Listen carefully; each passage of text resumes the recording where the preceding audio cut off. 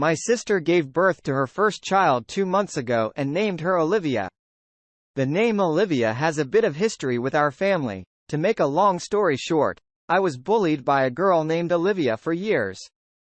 My parents had to move me out of our local small school into a bigger one, and it didn't stop there. What started as 8-year-old being mean and cruel at times turned into a teenager being arrested for harassing and making my life an absolute nightmare, and going so far that she was considered a stalker. It was so bad that from the ages of 12 to 16, I didn't leave home without one of my parents or older brothers who were several years older than me. It was also so bad that my parents had called the police on a few occasions when Olivia followed me home and was outside our house trying to get to me. To say this was a massive ordeal for all of us is an understatement. And to say it left me with some mental scarring would be an even bigger understatement. So when my sister announced that her daughter's name was Olivia, it was a shock. My mom asked her if she was serious, and my sister grew defensive and said, of course, she was serious. The Olivia is the most popular name right now, and for a good reason, because it's beautiful. My brothers told her she was insensitive and that they had no idea she cared so little about me, which added to the defensiveness. Dad didn't say a lot, but he told her it would take time for us all to adjust to the name. She didn't like that. She didn't say anything, but she started ranting and raving about how many people are called Olivia, and we're not acting like that about them. I wasn't there for the whole thing. But my mom and oldest brother told her that she had every right to name her child whatever they wanted, but that they felt she was very unfair to me and that she had to understand what been through was something they could never fully grasp. Mom said she's adult and old enough to accept that people have feelings, and sometimes those feelings will matter more than others' feelings. My sister contacted me directly after a few weeks of our family not coming around. She said it was all my fault and that I should have said something positive about the name, that I could have turned the tide with the family. I told her that was the name tied up with a lot of trauma for me. She called it BS and said I'm old enough 20 to be mature about it and not take it out on her and her daughter and not hate her name because of a single person. I told her that she's old enough to understand she can't force our family to pretend we like her daughter's name. I told her she was old enough to give us the time that was asked for and that none of us said it was ugly or awful. But it's associated with my worst memories. She told me we were trying to influence what she could and couldn't name her daughter, making us idiots, especially me. Am I the idiot? Not the idiot. It almost feels like your sister is being passive-aggressive and attempting to get back at you, perhaps because you got so much attention due to the trauma you suffered. There are so many beautiful names to choose from that it's really ironic. She settled on the single name of a person who made your childhood a living nightmare. I'm sure at some point in the future, you will all get acclimated to this. But she doesn't understand that disassociating that name from your bully will take time and that this is a shock. Then she should go to a therapist to better explain it to her. Everyone's the idiot here, because her choice was insensitive and she could have seen your reaction coming. You, because the post sounds very much like me. For years, the family dynamic was considerably influenced by your problem. Seemingly everything revolved around you, making you feel safe and better. The lack of attention must have been hard on your siblings. And now it's long over, but your personal childhood experiences get prioritized over everything else by your family members. Your sister knew exactly what she was doing when she chose that name. She did it on purpose. She should have just said it openly. I picked this name because I wanted to cause problems and for me to get some attention. It's not your fault that your family members feel empathy about the situation with your childhood. Your sister has no right to call BS or to tell you how you should be feeling. She chose the name she so badly wanted. It's up to her to persuade people it was a good choice in this set of circumstances. I'm male 38, my wife, 39, and my 3 kids are currently on location. Basically, I'm part of the loyalty club with the airline we were traveling with, and that means that there are lots of cool perks like a lounge, points, food, etc. I also rack up a lot of points, which is always a nice side. Given I don't want to dish out $10 on a flight ticket, we're all traveling economy. However, about 20 or 25 minutes before boarding began, They called my tier of the loyalty club. Turns out they have a couple of vacant first-class seats that they can upgrade loyalty to. It would cost $500. This is a pretty good deal given it's a long overnight flight.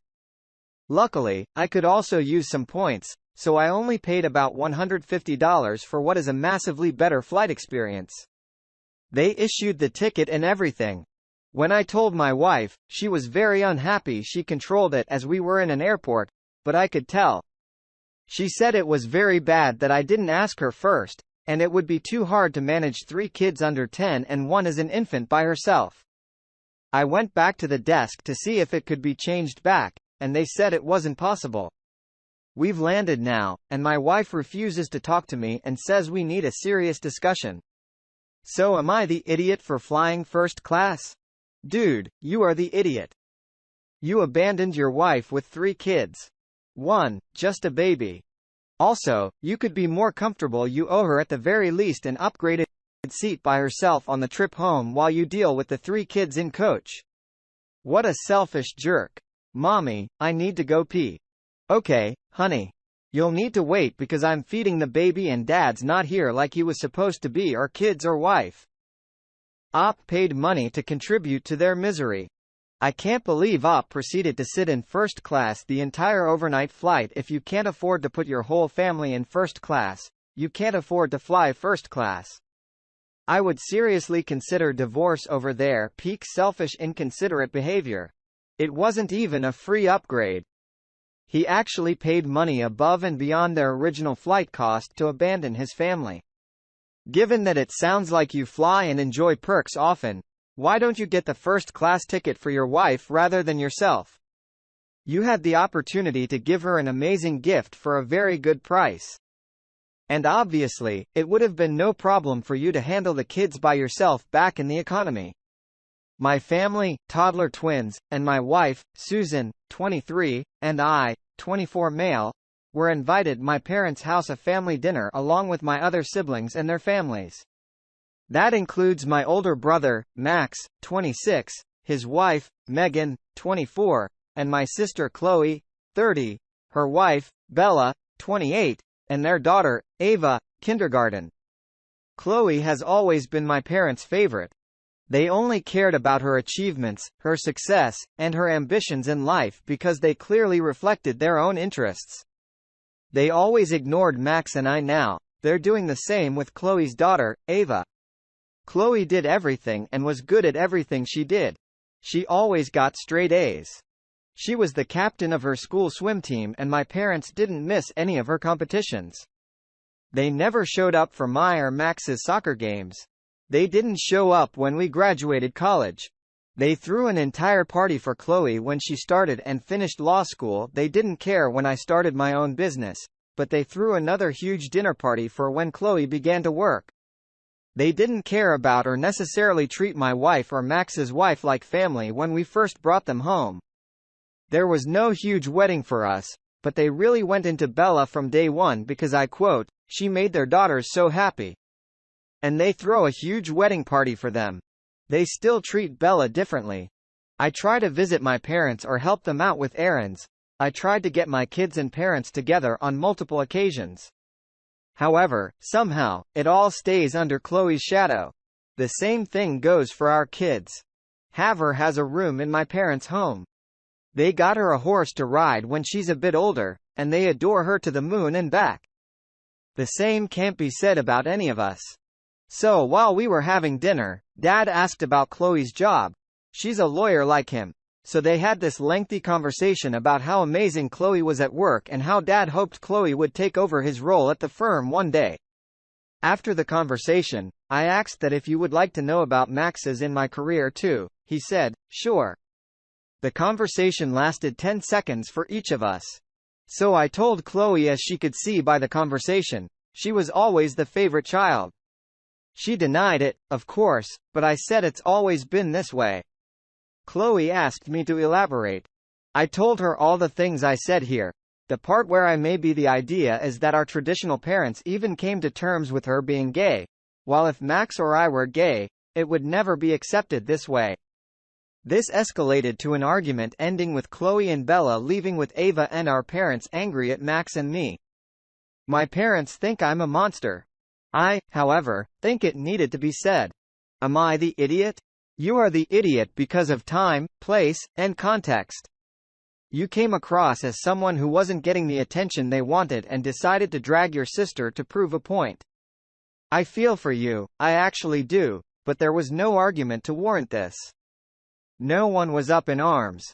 This could have been a private conversation between siblings or in therapy to address this issue, but you wanted a public soapbox. Using her orientation as a talking point was a low blow, especially in this setting. Please invite your sister to lunch, apologize, and explain yourself. Why not call out his parents for their behavior instead and leave her orientation out of it? In front of their child, no less, Op didn't navigate this well. You are the idiot, you sound insecure and jealous. Nobody wanted to talk about your jobs, so you forced them into the conversation to prove a point. Well, I hope he tried to bring the conversation around to be more inclusive. Good Lord, to have to all but insist your folks ask you about your career, and it fell flat. He brought up the issue of being a golden child, everyone got defensive, and there it went. Also, I don't understand how grandparents can have one bedroom for a specific grandchild, and not all. That seems really cruel of them. Also, your sister should be helping in calling out the parents for favoring only their kid. You are not the idiot. Stop doing errands for them. Stop trying to get your kids around them because they will feel ignored and watch the other grandchild adored. And if they want something, tell your parents to go ask Chloe. And if I were you, I'd probably stop the family dinners with your parents and sister's family and just have them with Max and his family. Your parents seriously stink. My sister, Alicia, 40, married her husband, John, 40, email 11 years ago now. John was a widower with a son, now 21, and a daughter now 19. John's late wife family was still a strong presence in the lives of their grandchildren when Alicia met John, and it was discussed and made clear that John's son and daughter with his wife were their grandchildren. Any future children from John and Alicia would not be regarded as such and would not be entitled to anything from them. The former in-laws. John's children also shared their perspective that they would not consider any half-siblings the same as their full siblings, and they wouldn't try to share from their maternal family with any half-siblings. I remember my parents and brother, 42, raising concerns with Alicia about her decision to marry as the family with that information. She's always believed that things change and that families can never have too many people, especially if she's involved. Nobody can be liked by everyone, but Alicia has always held the belief that people should want her around. We all told her that we hoped she knew what she was signing up for and she dismissed us. Now, Alicia has 3 children with John, and those kids are now 2 teens and a pre-tween. True to their word, John's in-laws from his first marriage do not consider my nieces and nephew as grandkids, and they're not included in their family functions.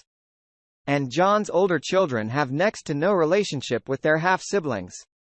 I'm not entirely sure about all the details of this, but my sister is not happy. Alicia's complaints are that her kids are excluded and have never been welcomed by John's in-laws, so her stepkids have ever changed their stance since that conversation and do not treat my nieces and nephew or siblings. Things she considers small, like being included in some book, are denied to her children. It has hurt the children see their older siblings enjoy this close family dynamic and not be part of it. Alicia is enraged by this. She ranted and raved about it, and there were things I couldn't keep up with. But everything she was warned about by our parents, brother, and myself are now big issues for her. This is where I might be the idiot. I brought up to Alicia that she knew what she was getting into when she married John, and that she'd been warned by all of our family to reflect and see if it was what she wanted. I told her she didn't get to be mad now when everyone laid their intentions out early. I said she could be disappointed things didn't change, but ultimately, she made choices and every choice has consequence whether good or bad. She accused me of holding her accountable for the crappy behavior of others and said nobody would assume people could be so cold-hearted or that kids could hold such strong views from such a young age. She said I was being truly unfair to her. Am I the idiot? True to their word, John's in-laws from his first marriage do not consider my nieces and nephew as grandkids. Why would they? They aren't their grandkids, they're John's and Alicia's parents' grandkids. Instead of expanding so much mental energy trying to force their kids onto other people, Alicia could create some traditions of her own, make her own book for her children, etc. You're not holding her accountable for other people's actions, you are holding her accountable for her own choices, not the idiot. Alicia has a very hard time understanding that she believes they should be glad for her kids and her. I wish she'd done this. It would be nice for the kids and would likely have taken some of the sadness away if they had their own things be excited and happy about. Instead, so much focus was on what their older siblings and their family were doing. They should be glad for her kids and her. What? I LOL'd at this because there's nothing more that people love than other people's children. From this perspective, I get that the older children's grandparents are quite wealthy, and your sisters saw that her children don't get a slice of this wealth. Your sister is delusional. It sounds like your sister thought she could replace John's late wife because of how she views herself. She doesn't realize that the woman is irreplaceable. It's bizarre she expected John's in-laws to treat her children as their grandchildren. They lost their daughter. Nothing says they aren't happy John found love again, but it doesn't change that. She got a glimpse of John's and her children's life and thought she could insert herself into the mom, late wife's position. She seems caught up in trying to be someone else. Poor kids. We have a funeral to attend and I, female 45, asked my daughter team what you're aware. She showed me her outfit, black tights with black flats, a black sweater, and a black dress. The dress was fine at first glance, it was up to her neck and knee length. However, it's backless. Not fully. Glander from the bra line to her waist. There's a gap where skin I see showing. I told her not to wear it as it was inappropriate. She said it was fine, and that's why she had the black sweater as it was going to be cold and she wouldn't remove it even if she were warm. Sure, you can never tell with the sweater in, but I told her it was inappropriate, and she'll embarrass me. She said tough luck, and that's what she's wearing. I said she was not, and she wasn't allowed to go. She can't currently drive because she's got a twisted ankle. Thus, I'm picking her up and driving her and she has no one else to do it. I told her I would not drive her half naked to a funeral, and she told me I was mean and didn't answer my phone. I told my sisters about this and one agreed with me, and the other, the one who plays the cool aunt, agreed with my kid and told me I was the idiot. What's I rarely the idiot? At this point, I'm not sure anymore. Technically, she'll be covered, but it's still inappropriate. Am I the idiot? Lady, I come from one of the most conservative cultures in America. Dress plus sweater is a standard method women around here use to make their dresses modest. Nobody, and I mean, nobody worries about if the dress is backless under the sweater. You are the idiot. How would she embarrass you with her back covered with a sweater? There's no issue here. Mom is too busy embarrassing herself in front of internet strangers. Geez. Half naked? I know people should probably remember that somebody is dead, and this is a day of connection, mourning, and peace. Not a fashion show. Does Sophie think the corpse will rise up to bully her daughter's back? Oh, what's under that sweater? Skin? One day, you'll be in this thread asking why your daughter isn't calling you anymore. Oh, wait. She already isn't talking to you. You need to apologize to your daughter and ask yourself why you're objectifying her, and if you have some strange jealousy over her beauty and looks.